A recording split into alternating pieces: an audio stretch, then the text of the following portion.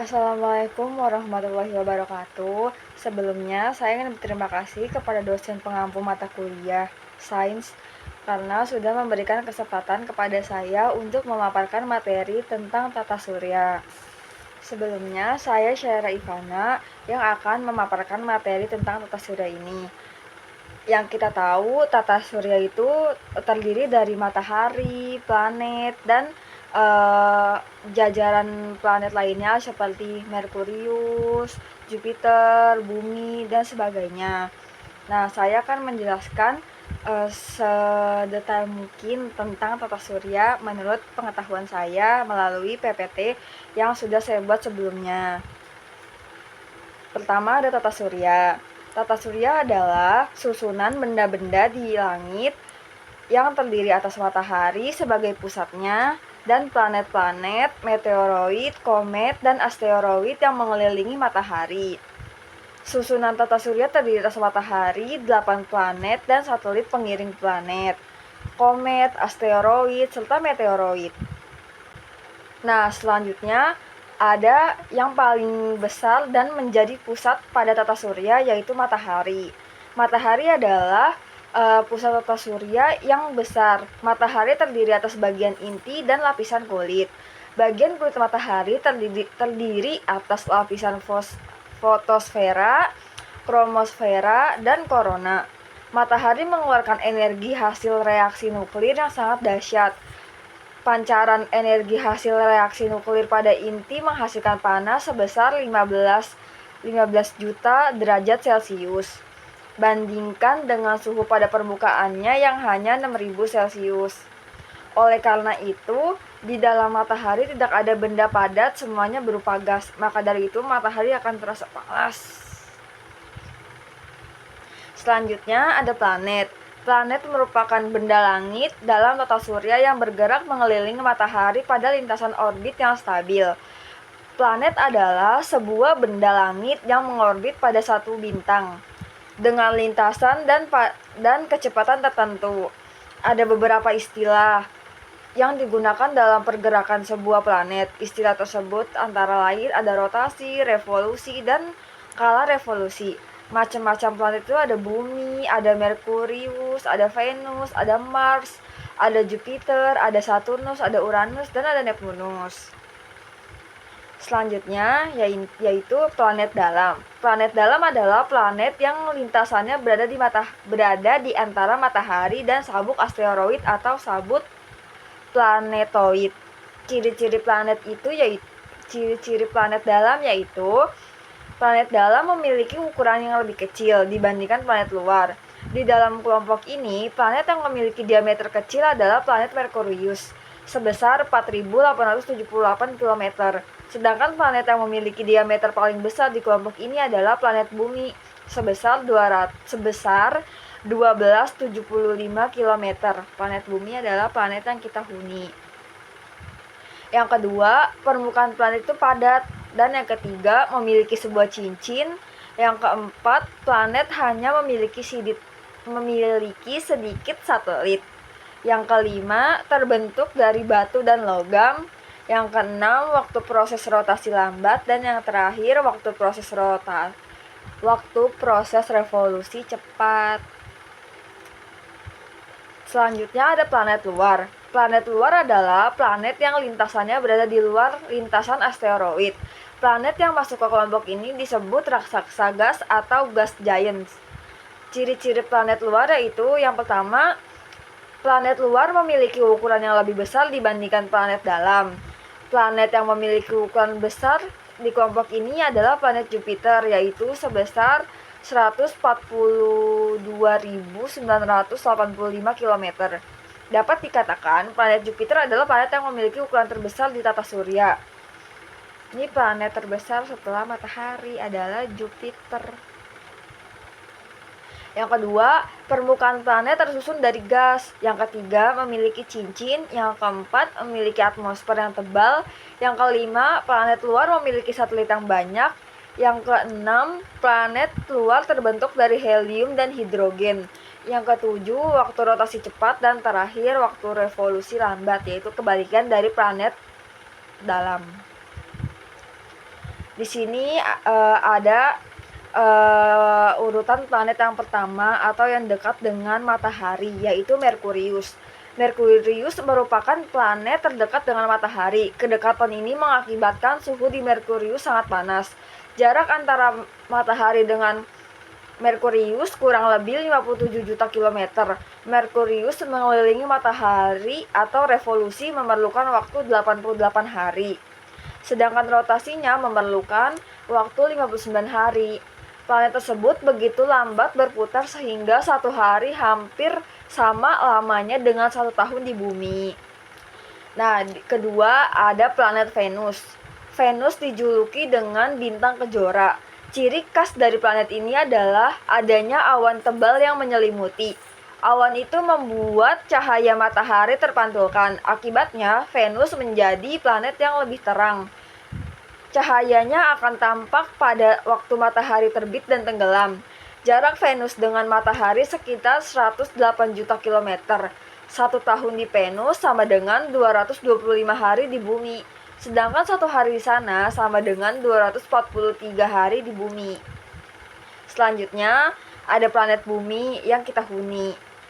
Bumi adalah planet yang paling dinamis dan dapat mendaur ulang dirinya sendiri dengan suhu dan tekanan permukaan bumi yang memungkinkan adanya air yang bisa dijadikan dalam bentuk cair, padat, atau gas. Bumi memiliki diameter sekitar 12.700 km dan akan berevolusi selama 365,25 hari serta rotasinya dalam waktu 24 jam. Dan bumi hanya memiliki satu satelit, yaitu bulan.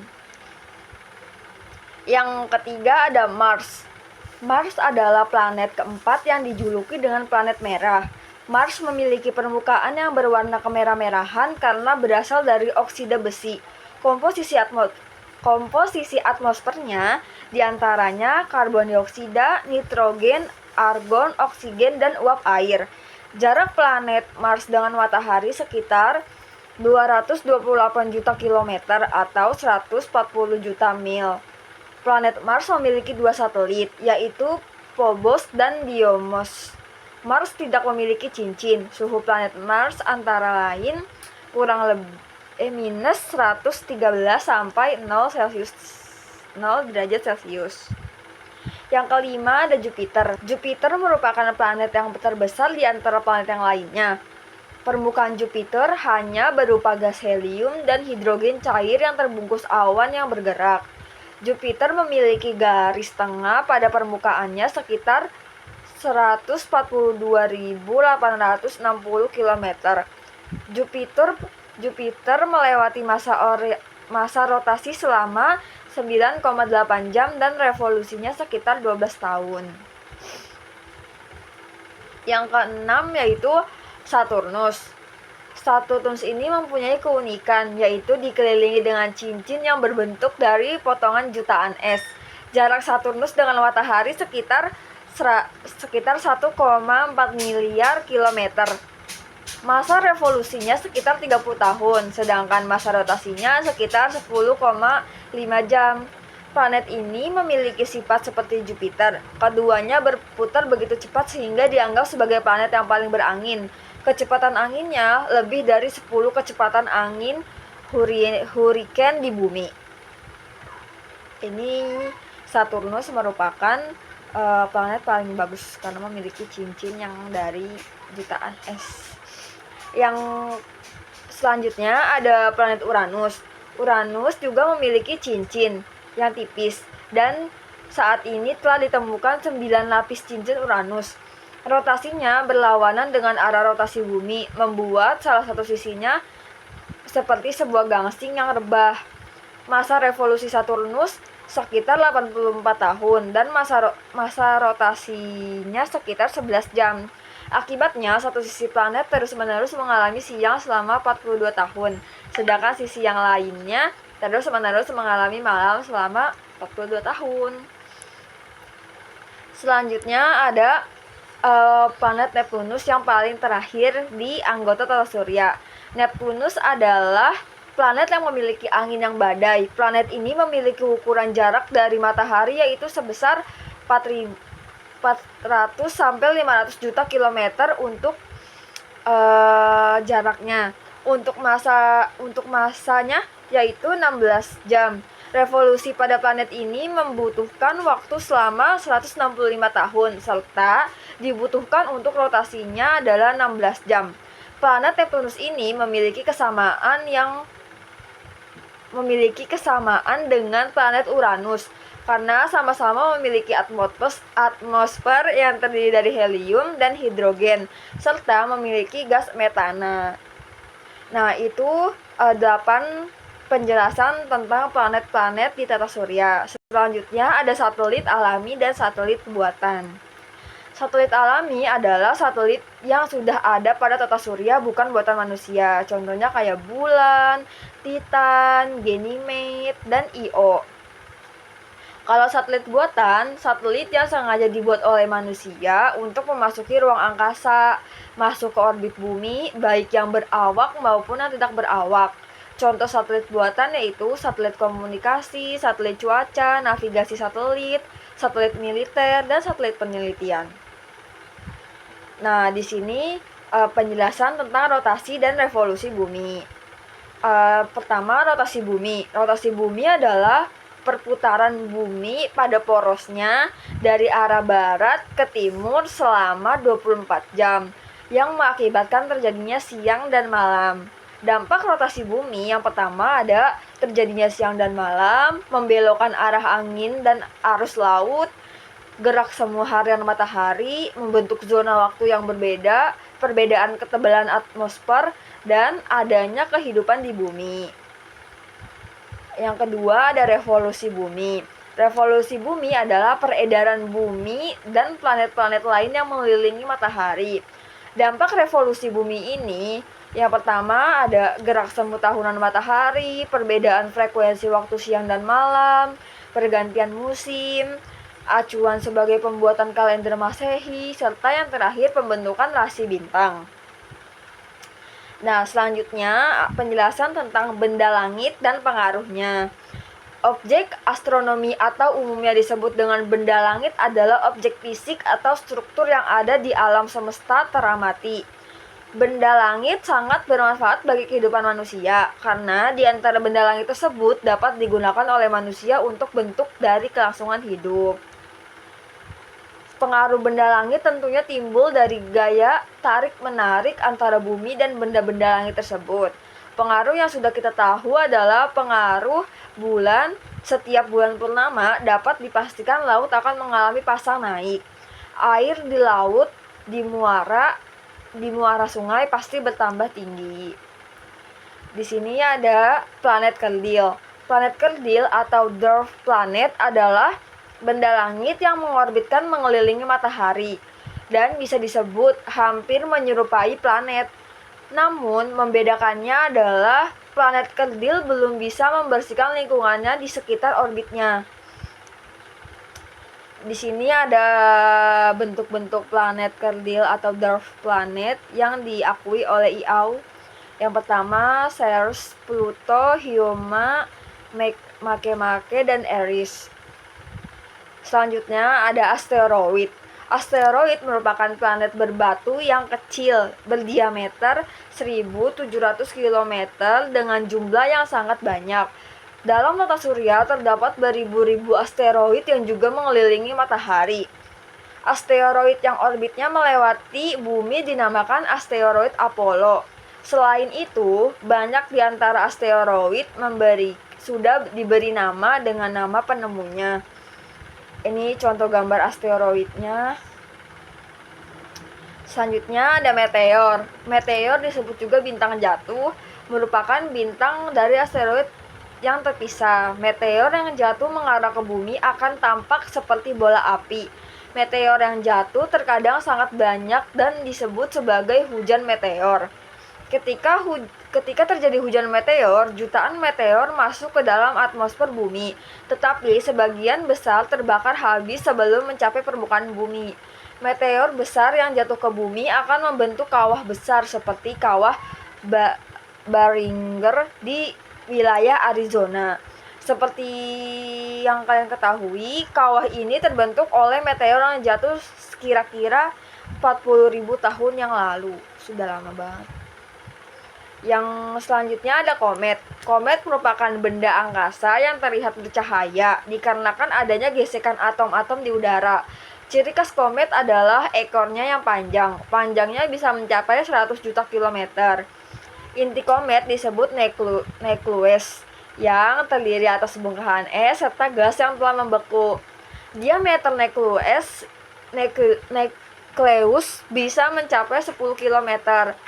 Ekor merupakan bagian dari komet yang berasal dari koma yang menyelimuti inti komet. Diameter koma bisa mencapai 100.000 km. Selanjutnya ada astronomi. Astronomi adalah ilmu yang bukan hanya mempelajari objek langit, tetapi juga membahas tentang hukum-hukum fisika yang berlaku di alam semesta. Ilmu ini melibatkan penelitian tentang gravitasi elektromagnetik, terus teori relativitas dan mekanika kuantum. Selanjutnya ada fenomena gerhana.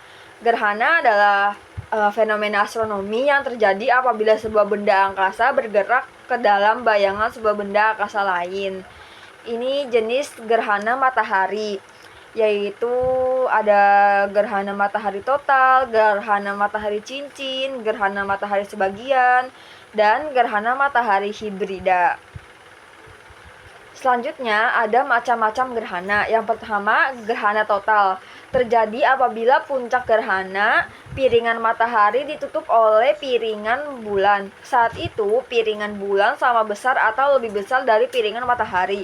Ukuran piringan bulan dan matahari berubah-ubah tergantung pada masing-masing jarak bumi bulan dan bumi matahari. Kedua, ada gerhana sebagian. Gerhana sebagian ini terjadi apabila piringan bulan atau saat puncak gerhana hanya menutup sebagian dari piringan matahari. Pada gerhana ini selalu ada bagian piringan matahari yang tidak tertutup oleh piringan bulan. Yang ketiga, ada gerhana cincin. Terjadi apabila piringan bulan hanya menutup sebagian dari piringan matahari. Gerhana jenis ini terjadi apabila ukuran piringan bulan berada di depan piringan matahari. Tidak seluruh piringan matahari akan tertutup oleh piringan bulan. Bagian matahari yang tidak tertutup oleh bulan berada di sekelilingi bulan dan terlihat seperti cincin yang bercahaya. Yang terakhir ada gerhana hibrida. Gerhana yang terjadi dan bergeser karena gerhana total dan gerhana cincin. Pada titik tertentu di permukaan bumi, gerhana ini muncul sebagai gerhana total, sedangkan pada titik-titik lain muncul sebagai gerhana cincin. Gerhana hibrida ini relatif jarang terjadi. Sekian dari pemaparan materi saya pada kali ini. Berikut itu penjelasan yang sudah saya ketahui tentang tata surya serta isi dari tata surya tersebut. Terima kasih telah mendengarkan pemaparan materi saya kali ini. Jika ada yang salah, saya mohon dimaafkan. Terima kasih. Assalamualaikum warahmatullahi wabarakatuh.